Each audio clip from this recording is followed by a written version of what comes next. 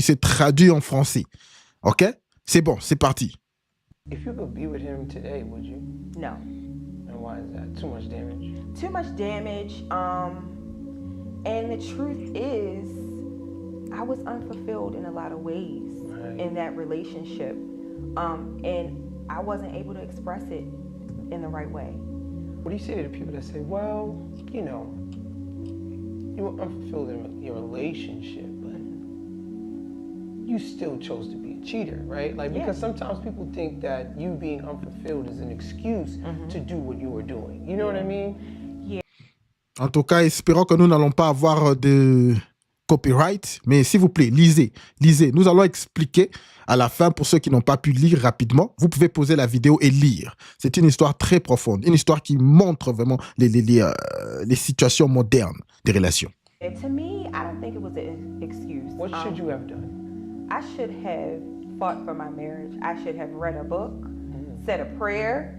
I don't know, went to therapy. There were so many things that I should have did other than step out.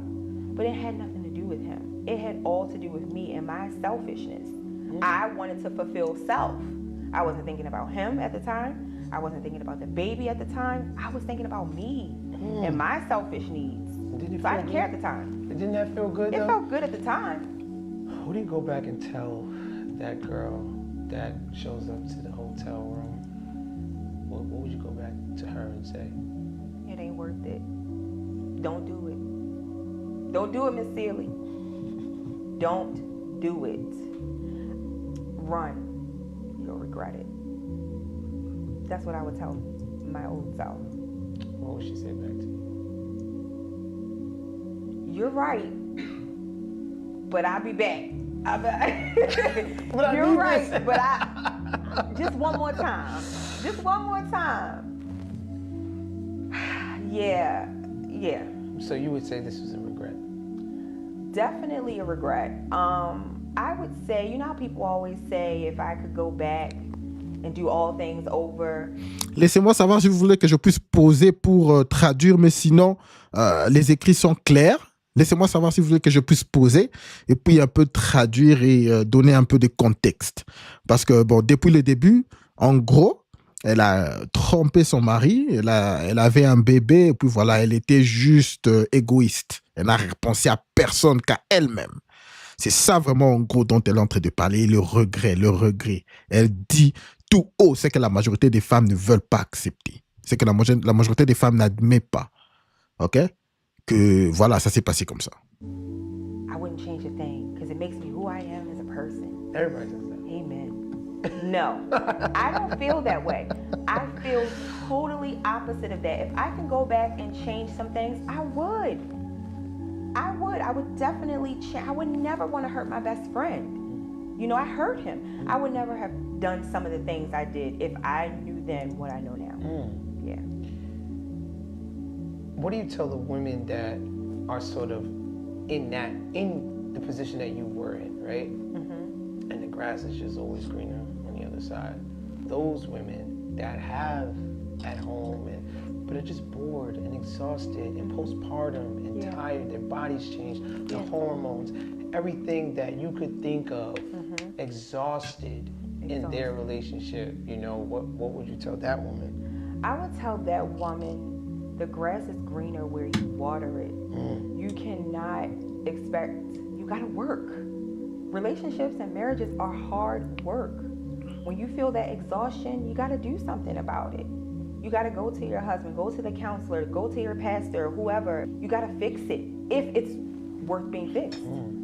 I think a lot of people, they get marriage confused with romance, right? Like the wedding and the honeymoon and the pictures and the children and look at this and look at that. Do it for the gram. Doing it for the gram. It's just like, after that, you gotta go home and actually really like that person. Like, actually, do you like him as a person?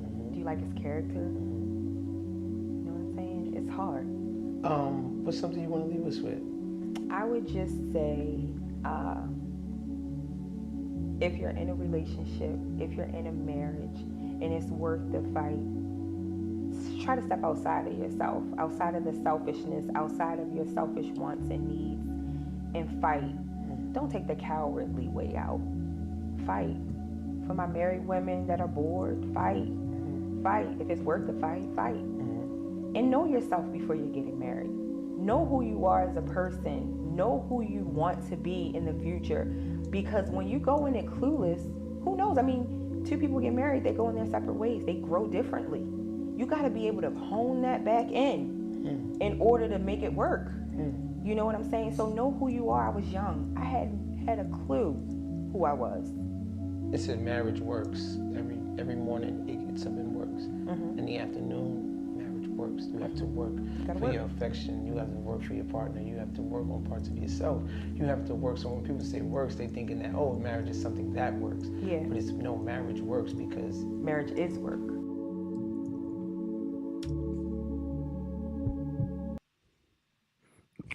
Alors, très profond cette vidéo, le micro, ok? Alors, ce qu'on disait, ça c'est un problème le problème de fond que la majorité des femmes ne veulent pas admettre, accepter. Pourquoi? Parce que ce qui est populaire de nos jours, c'est de dire que voilà le divorce, comme elles disent maintenant, c'est une graduation. Elles ont un diplôme de divorce maintenant. Toutes ces histoires absurdes. Mais pour une femme qui passe comme ça et dire des vérités, okay, comment elle ressent, que si c'était à refaire, elle allait pas faire toutes ces bêtises-là. Elle allait se battre pour son mariage. Voilà pourquoi quand elles sont seules, elles pleurent. Et il y a même des fois, la majorité d'entre elles postent même ces pleurs dans leurs réseaux sociaux. Mais après, qu'est-ce qu'elles font? Elles s'effacent. Elles se rendent compte que la vérité est sortie, elles s'effacent.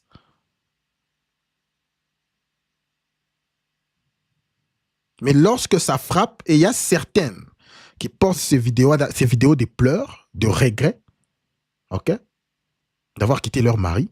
Et lorsqu'il y a quelqu'un qui prend ça avant qu'elles effacent, qu'est-ce qu'elles diront? Non, vous savez, guérir, ça va haut et en bas. C'est en haut et en bas. Elles disent en anglais, elles disent ce n'est pas linéaire. La guérison n'est pas linéaire. Aujourd'hui, tu es en haut, demain, tu es en bas. Aujourd'hui, tu es en haut, demain, tu es en bas. Non, ce n'est pas. Tu dois mettre un peu d'effort si tu veux récolter quelque chose de bénéfique dans ta vie. Un peu d'effort. De nos jours, tellement qu'il y a tout est accessible très rapidement et très vite. C'est rapide, là. Voilà les résultats. Famille détruite, regret. Si c'était à refaire, elle n'aurait jamais fait ça. Elle regrette. Et voilà. Maintenant, parce qu'il faut qu'on se dise, écoutez, ici, tout est clair de notre côté ici. Une dynamique dans un couple, une femme et un homme, pour que les histoires puissent marcher, il faut qu'il puisse avoir un leader et quelqu'un qui suit. C'est même pas seulement dans un couple, c'est partout. Dans une société. Il n'y a pas de société où tout le monde est au même niveau et puis voilà, la société marche. Il y a toujours un boss et les gens qui suivent. Il y a une hiérarchie pour que les histoires puissent marcher. Ce qui fait que pour que quelque chose puisse marcher entre une femme... Tu as pris toi. Je veux commencer dès le début, c'est parti. Je ne suis pas là pour vous jeter la pierre, mais je suis là pour éveiller votre conscience. Parce que vous ne vous rendez pas compte des conséquences que ça peut avoir. Et les conséquences vont, tôt ou tard, se retourner contre vous. On ne mélange pas un enfant aux histoires d'adultes. On ne prend pas de décision à la place d'un être innocent qui réclame et qui demande qu'à grandir avec ses deux parents, même si ils ont pris la décision de se séparer. Quand tu regardes bien ces situations, je n'ai jamais entendu quelqu'un me dire « J'ai demandé l'autorisation à mon enfant de quitter son père. » Tu as pris toi la décision, ou vous avez pris vous la décision, sans lui demander son autorisation. Et c'est là où tu vois que on se soucie encore une fois que de nous. On se soucie de nous et pas du bien-être de l'enfant. En tant que mère, tu es l'exemple de ton enfant jusqu'à ce qu'il grandisse et qu'il arrive à poser le pour et le contre et qu'il arrive à faire la différence entre le bien et le mal et voir quel chemin sa maman a choisi. Et au moment où il arrive à faire cette différence-là, eh bien c'est à ce moment que sa maman, pour lui, va représenter le bien ou le mal. Et il se dira, ma mère fait du tort aux gens. Ma mère fait ceci, ma mère fait cela. Ma mère n'a pas une bonne attitude. Ma mère est comme ci, ma mère est comme ça. Tout ça pourquoi? Parce qu'il a vu de ses yeux. Et il voit la réaction que sa mère a. Et à ce moment-là, il est prêt justement à faire la différence et à se dire, ah, je comprends pourquoi mon père a quitté ma mère. Parce qu'elle est mauvaise dans son attitude. C'est ma mère. Je l'aime plus que tout. Elle m'a mise au monde. Mais son attitude est mauvaise. Parce qu'en grandissant, il a la conscience. Donc, quand tu as la conscience, eh bien, tu as la facilité à faire la différence entre le bien et le mal. Et de voir l'attitude que ta mère a face à certaines situations qui vont te permettre à toi de grandir avec des a priori sur ta mère. Et tu vas te rendre compte que ton père a pris la bonne décision. Tu vas te rendre compte que ta mère, c'est ta mère et que tu lui dois tout, mais que tu n'adhères pas à son comportement. Que sa vision, son comportement, son attitude, sa manière de parler, sa manière d'être fait que tu n'as pas le choix parce que c'est ta mère et que tu te dois de l'accepter. Mais tu comprendras le choix que ton père a pu faire. C'est là où c'est triste. Parce que l'enfant grandit, l'enfant observe, l'enfant comprend que sa mère a pris une décision pour lui.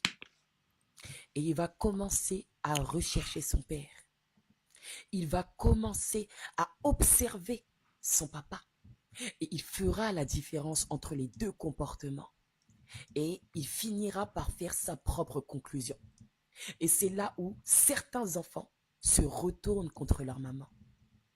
Parce qu'ils comprennent que leur maman a pris la décision de les éloigner de leur papa. Une décision que eux-mêmes n'ont pas prise. Et c'est là où la maman souffre. Parce que ses enfants sont contre elle. Ses enfants ne veulent plus entendre parler de elle. Ses enfants ne veulent plus vivre chez elle. Ses enfants commencent à avoir une attitude inappropriée vis-à-vis d'elle. Ses enfants commencent à avoir un discours inapproprié. Ses enfants commencent à avoir un comportement inapproprié. Et c'est là où ils ont une vision de la maman qui s'est battue pendant toutes ces années pour eux. Mais une vision négative, là où ils voient la maman comme une sorcière. La maman comme une sorcière. Je ne suis pas là pour vous jeter la pierre. Alors, elle essaie vraiment de dire, d'interpeller les femmes qui interdisent à leur ex de voir leurs enfants.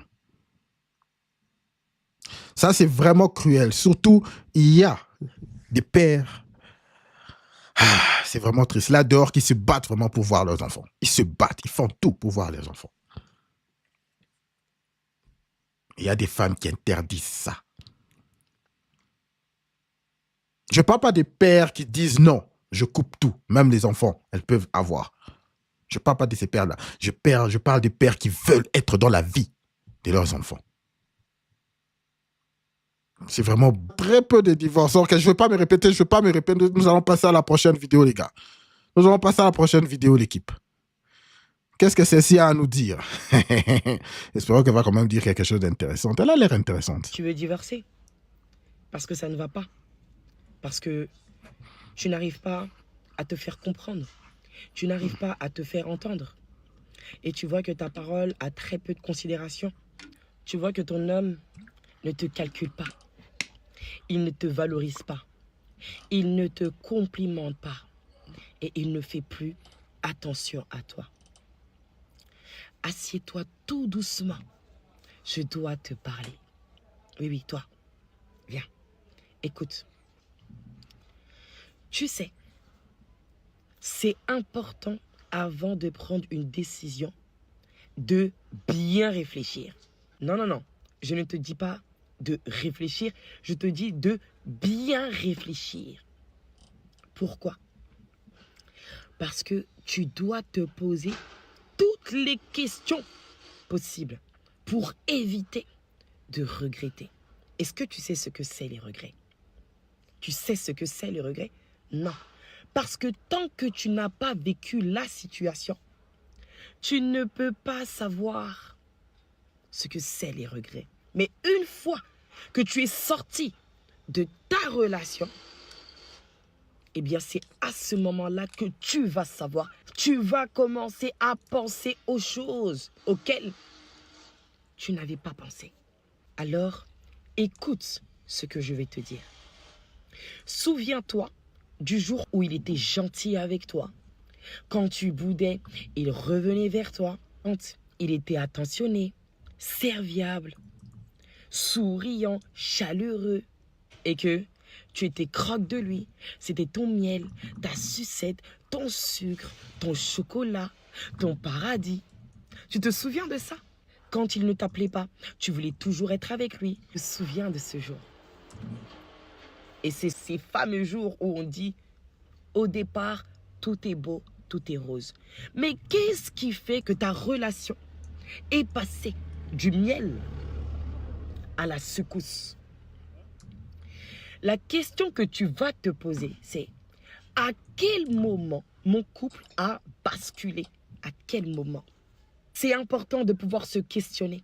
C'est important de pouvoir retracer son parcours pour essayer de comprendre. Oui, oui. Parce qu'on a tendance à prendre des décisions actives et à se baser sur l'instant présent. Et on ne prend pas en compte les situations qui sont passées. Et je dis que c'est très facile de prendre une décision sous un coup de tête. Mais c'est très compliqué de le vivre. Alors, pose-toi la question. À quel moment mon couple a basculé? Qu'est-ce qui s'est passé pour qu'on arrive à passer du miel à la saveur, la joie, le bonheur, les palpitations, je t'aime, je ne peux pas me passer de toi. Au problème. Au problème. Réponds-moi. J'attends ta réponse. Alors, réponds-moi. À quel moment ton couple a basculé? Tu veux divorcer? Ah ouais, je crois que c'est la même. Elle a une très belle réflexion, celle-ci. Mais écoutez les gars, juste rapidement, ça c'est rapide. Avec les femmes, on n'écoute pas ce qu'elles disent. On suit seulement ce qu'elles font. Les actions. Elle peut bien parler comme ça dans les réseaux sociaux, dans sa vie. Ah, on ne sait pas. Mais nous allons dire de ce qu'elle a dit là. Très, très, très important, écoutez. Il y a des problèmes dans la vie. La vie n'est pas dans les couples. Ce n'est pas à tout moment rose. Ce n'est pas que, voilà, les beaux temps. Vraiment, elle essaie d'interpeller les femmes qui quittent de réfléchir. Demain. Écoutons un peu ce que celle-ci va dire. Celle-ci, ok, c'est parti. Les femmes divorcées ont été conditionnées à avoir peur et c'est pas pour rien. On va regarder l'extrait d'une vidéo et ensuite on va débriefer ensemble. Je me rends compte qu'en fait je suis pas périmée quoi. Ce qui veut nous faire croire déjà qu'après 30 ans t'es périmée, avec des enfants t'es périmée, ça c'est que des vieux mecs ça. Et les filles, genre si c'est la seule chose qui vous retient dans votre couple, genre vous vivez un enfer parce que vous avez peur, parce que personne ne voudra de moi avec mes enfants, je vous jure que c'est faux. Les propos que Radia... Ah, celle-ci, je sais déjà ce qu'elle va dire. Mais parlons de la première vidéo. La vidéo à laquelle elle réagit. Elle dit qu'à 30 ans, elle n'est pas périmée. Ma chère, toi, donc toi là, à 30 ans, 35 ans, surtout les femmes modernes, compliqué pour avoir des enfants. Je sais pas, ne sont pas fondées. Tout ce qu'elle dit, voilà pourquoi je ne voulais même pas écouter. Bon, bref, passons à cette vidéo. Je ne sais pas qu'est-ce que cette vidéo va nous parler. Il est déjà à 50, à 58. Ah merde. Jouons cette vidéo très rapidement. Les gars, il faut vraiment que je trouve un moyen de commencer à laisser les streams comme ça. Vous pouvez continuer. Hein, Gino, il faut que je trouve vraiment ce moyen. Parce qu'à chaque fois que je pars comme ça, la communauté est là et vous voulez continuer. Il faut vraiment que je trouve cette solution. parce que c'est à cause de mon horaire et tout. Alors, suivons la dernière vidéo, les gars. Et je le regrette chaque jour. J'ai épousé un radin. Et je le regrette chaque jour. Ça fait à peine 1 an et quelques mois que je suis mariée, et franchement, si c'était à refaire, je ne le referais pas. Les signaux d'alarme étaient là, bien avant le mariage. Je les ai vus, je les ai ignorés. Et aujourd'hui, je paie le prix de ce silence. Lui voulait quelque chose de sobre, de simple. Pourquoi pas? Ça peut être beau. Sauf que moi, j'ai dû mettre 8 000 € de ma poche en plus pour avoir le mariage dont je rêvais. 8 000 € de ma poche pour mon mariage. La dot? Je demandais 2 000 €. Il a négocié à 1 000 € en disant qu'il n'avait pas l'argent. Soit, mais cette somme, je ne l'ai jamais vue. Il devait me la donner après la cérémonie. On attend toujours. Les gars, excusez-moi de couper, mais où est le problème? Toutes ces histoires, il fallait donner 1 000 € au lieu de 2 000 €. Il fallait ceci, j'ai mis mon argent. Mais où est le problème? Qu'est-ce que je vous ai dit? Ce sont des histoires qu'ils aiment bien dire. Non, voilà, je suis une femme, je promouvois pour moi. Voilà, ça doit compter parce qu'elle promouvoit pour elle. Mais tu promouvois pour toi. Mais voilà, on combine. On paye la dot. Voilà, on combine, non? On combine. C'est un problème. Écoutez la façon dont elle parle. Elle s'est dit, j'ai fait ça, j'ai fait ça, j'ai fait ça. Ça lui fait mal d'avoir fait tout ça pour qu'ils puissent être ensemble. Et il t'appelle radin à cause de ça. Je vous rappelle, si tu n'as pas ces trois-là, t'es rien. L'or maintenant. Dans notre tradition, le mari offre de l'or à sa femme. Le sien? Pas d'or. Raison officielle fournie par sa mère, je cite, « Son fils n'a pas les moyens pour l'instant, et l'or, c'est pas une priorité dans notre vie. » Sa mère, pour parler à sa place. Et le trousseau? La famille du marié est censée en offrir un à la mariée. Le mien? 3 coffrets, dont 2 achetés chez Action. Je dis rien contre Action, mais pour un mariage, vraiment. J'ai épousé un radin. Et je le regrette. Bon, je sais même pas si cette histoire est vraie, mais même si c'est vrai, où est le mal? Où est le mal, les gars? Où est le mal? Ce sont des histoires que je dis. Si vous n'avez pas les trois là, provision, protection, être un leader, c'est un problème. Maintenant, qu'est-ce que les femmes modernes disent? Lorsque tu as rempli toutes ces histoires-là, et que voilà, vous avez été en relation et qu'elle était juste une bille, ok, elle était une bitch, et que ça n'a pas marché, qu'est-ce elle va commencer à dire? Non, il n'était pas mature émotionnellement, non, il n'était pas ceci émotionnellement. Mais lorsque elle parle de problèmes dans un couple, est-ce que vous l'avez entendu dire non, il était quand même mature émotionnellement? Quels sont les problèmes qu'elle a énumérés ici? Peut-être que ce type était un homme bien, un homme sensible. C'était un homme sensible, il était là. Non, chérie, tu vas bien? Très présent émotionnellement. Est-ce que vous l'avez entendu énumérer ces histoires? Elles s'en foutent de ces histoires-là, les gars. Ça vient là-bas, derrière. Alors, en tout cas, l'équipe, ça a été un super live stream. Malheureusement, je dois partir. L'équipe. Je vois encore qu'il y a plusieurs vidéos. Et nous allons continuer avec demain, les gars. Merci beaucoup à tout le monde d'être venu. S'il vous plaît, l'équipe, je n'ai que 11 pouces. Mettez les pouces, s'il vous plaît, comme on ne cesse de le dire ici, afin que nous puissions pousser ce stream à un plus grand nombre d'hommes dans le besoin. En tout cas, l'équipe, merci beaucoup d'être venu. Merci d'être venu, les gars. Ah ouais. Ah ouais. Alors, Gino, Axel, Isanga. Ah ouais, toute l'équipe était vraiment chaude aujourd'hui. La team, merci beaucoup, les gars. Et merci à toi, Roscoff. Merci à tout le monde, les gars.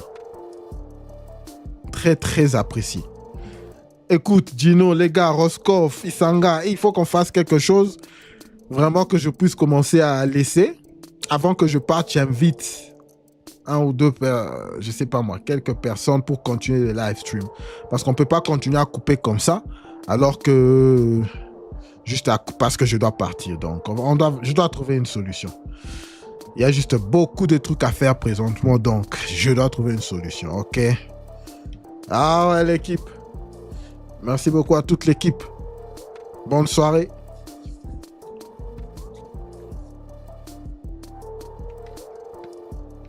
Les mentions j'aime, s'il vous plaît, les pouces avant de partir, l'équipe.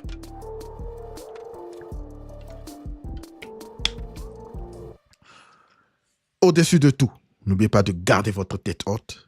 Concentrez-vous sur vos objectifs et tout le reste suivra, comme on le dit toujours ici, avec respect et bienveillance. Peace.